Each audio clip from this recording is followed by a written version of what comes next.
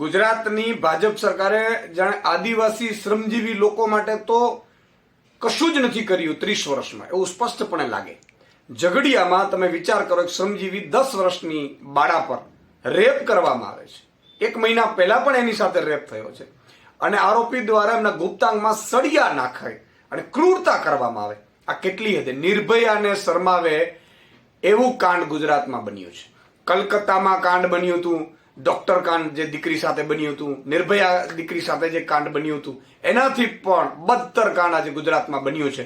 હર્ષ સંઘવીની police માત્ર વિપક્ષ પાછળ લગાડવામાં આવે છે. એની પોલીસને સુરક્ષા વ્યવસ્થાનું કામ જ નથી કરવા દેવામાં આવતું. તો ભૂપેન્દ્રભાઈ અને હર્ષભાઈ આની જવાબદારી લે. આ દીકરી 10 વર્ષની દીકરી સાથે જે ક્રૂરતા ભર્યું, કંપી જવાય છે એવી ઘટના બની છે. હું એમ કહું છું, ખૂબ જ દુઃખદ છે.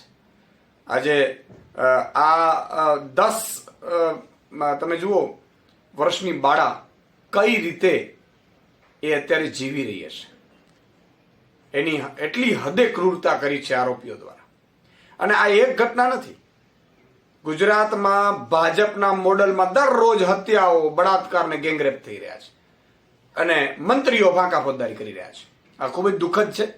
આ ઘટનામાં પણ ફાસ્ટ ટ્રેક કોર્ટમાં આ કેસ લઈ જવામાં આવે અને નરાધમને સખ્તની સખ્ત કાર્યવાહી 2 મહિનામાં સજા થાય એવું પ્રાવધાન કરવામાં આવે અને પીડિત પરિવારને પણ વળતર ચૂકવવામાં આવે એવી આમ આદમી પાર્ટી માંગ કરી રહી છે.